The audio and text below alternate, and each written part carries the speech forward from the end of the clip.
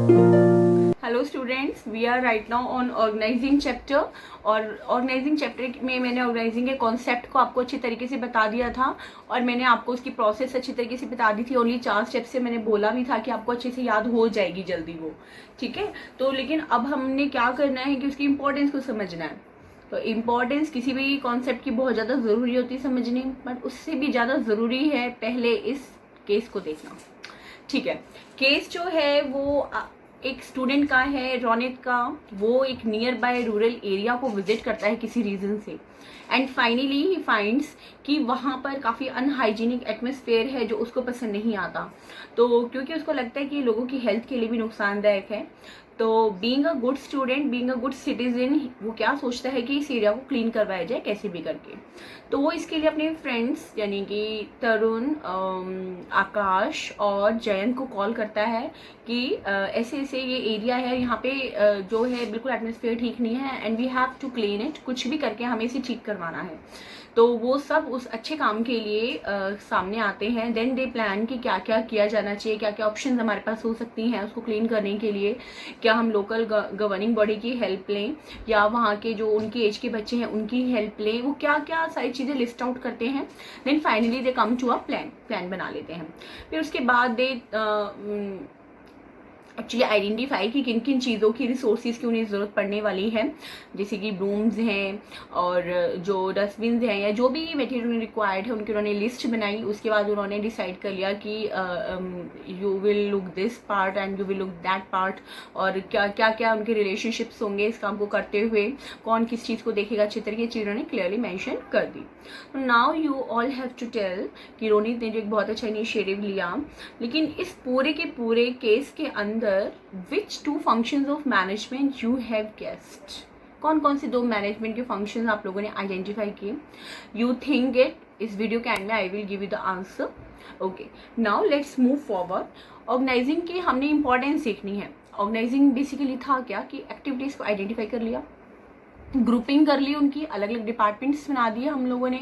जो बंदा जिस काम को करने में एक्सपर्ट है उसको काम दे दिया, ड्यूटी साइन कर दी, and after that we have clearly mention authority and responsibility relationships. Clearly बिल्कुल हमने अलग अलग क्लियरली बता दिया, आप उसको रिपोर्ट करोगे, आप उससे रिपोर्ट लोगे। ये था ऑर्गेनाइजिंग। ओके, तो ऑर्गेनाइजिंग की इंपॉर्टेंस क्या है, इसके फायदे क्या है, क्यों हम करें ऑर्गेनाइजिंग। तो लेट्स सी क्यों हम करें। तो फर्स्ट जो है आपका दैट इज इम्पॉर्टेंस जो आपकी है, that is benefit of specialization. Organizing के अंदर आप इस बात का पूरा ध्यान रखते हो कि जो बंदा जिस काम को करने में एक्सपर्ट है आप उसको वही काम देते हो और उस काम को बार बार परफॉर्म करते हुए स्पेशलाइजेशन के अंदर आ जाती है। पहले स्पेशलिस्ट था और स्पेशलिस्ट हो गया, तो अल्टीमेटली एफिशिएंसी उस बंदे की उस काम को करने के लिए काफ़ी बढ़ जाती है। तो बेनिफिट ऑफ स्पेशलाइजेशन आपको मिलते हैं, बंदे और ज़्यादा जो है निखरते जाते हैं आपके। सेकंड जो है आपकी that is clarity in working relationships. मैंने आपको जैसे बताया था कि क्लियरली आप मेंशन कर देते हो कि कौन किसको रिपोर्ट देगा, कौन किससे रिपोर्ट लेगा, क्या क्या एक्टिविटीज़ की जानी है, किस एक्टिविटी को कौन बंदा परफॉर्म करेगा। तो क्लैरिटी रहती है, किसी टाइप का कोई क्योस नहीं रहता, कन्फ्यूजन नहीं रहता और सब अपने काम को ढंग से परफॉर्म करते हैं, कोई बच नहीं सकता, एब्डिकेशन बिल्कुल भी नहीं होती है। तो there is complete clarity in working relationships. Third जो आपकी इंपॉर्टेंस है that is optimum utilization of resources. 2 types of resources हैं, कई बार बता चुकी हूँ मैं आपको, human resources and physical resources. उनका ऑप्टिमम यूटिलाइजेशन क्या है कि किसी एक चीज़ का एक्सेसिव इस्तेमाल ना हो जाए, ओके और कोई चीज़ ऐसी ना हो जिसका इस्तेमाल ही ना हुआ हो। Same is with the activities, कोई एक्टिविटी ऐसी ना हो जिसका डुप्लीकेशन हो जाए और कोई एक्टिविटीज़ ऐसी ना हो जो होने से छूट जाए।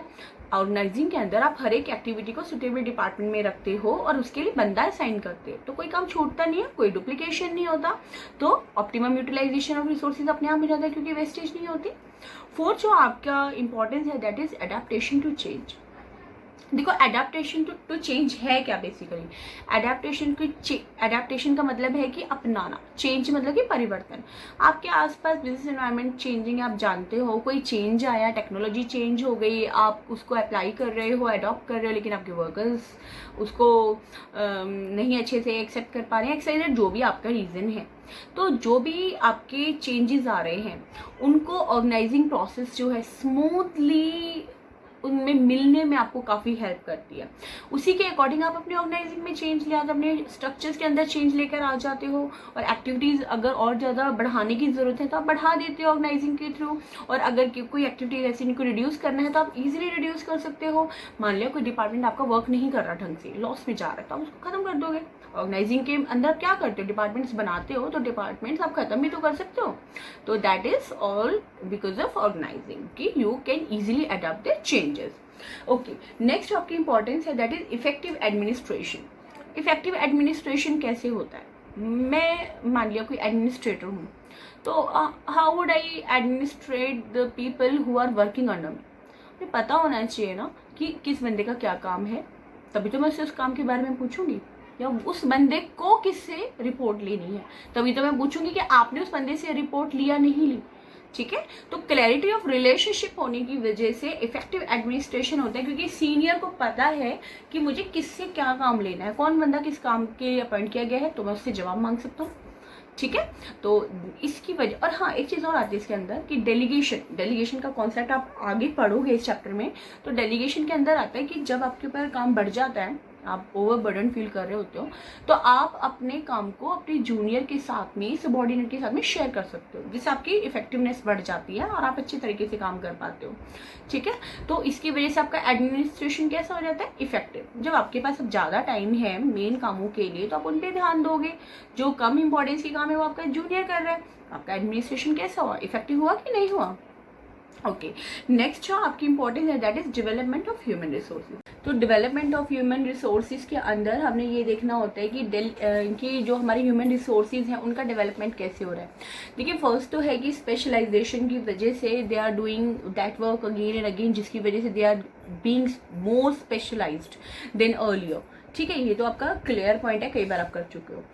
अब डेलीगेशन जो जिसका मैंने अभी जिक्र किया था, उससे कैसे आपको हेल्प मिलेगी। देखिए, सीनियर जो है ही इज फीलिंग ओवरबर्डन और वो अपना काम अपने जूनियर से शेयर कर रहा है। जूनियर जो है अपने सीनियर की जो रिस्पॉन्सिबिलिटीज़ हैं उनको फुलफिल करते हुए धीरे धीरे ही बिकम्स ऑल्सो नॉलेजेबल, वो भी नॉलेजेबल हो जाता है, और इन केस फ्यूचर में रिक्वायरमेंट पड़ती है तो he can fill that, he can do that responsibility of his zone.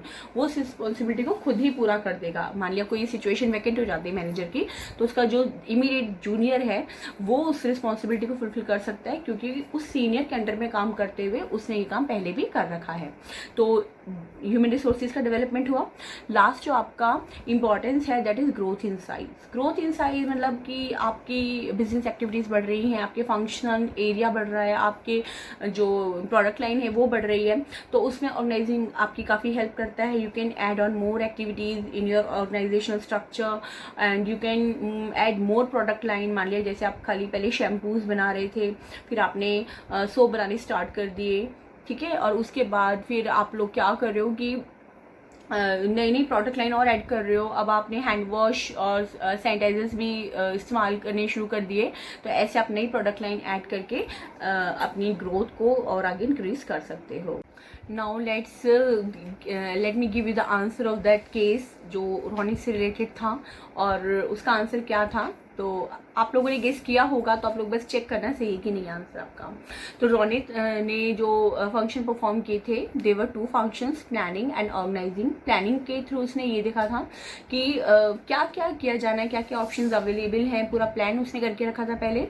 और ऑर्गेनाइजिंग में उसने ये देखा था कि क्या क्या रिसोर्सेज हमें चाहिए होंगे, और कौन बंदा क्या काम करेगा, कौन सा उसका फ्रेंड किस एक्टिविटी को देखेगा। तो देखा आप लोगों ने, by performing these both functions how did Ronit contributed to the society. Okay, now that's it for today. कल के वीडियो में या नेक्स्ट वीडियो में हम बहुत इंपॉर्टेंट चीज़ें डिस्कस करने वाले हैं, आप उनको मिस मत करना, क्योंकि इस चैप्टर का अभी तक का जो ये था that was introductory, but actual जो बोलते हैं ना कि कोर एलिमेंट्स जो हैं इस चैप्टर के टॉपिक्स के, वो आने वाले वीडियोस में है, तो यू मस्ट वॉच देम, ध्यान से देखना, सीखना।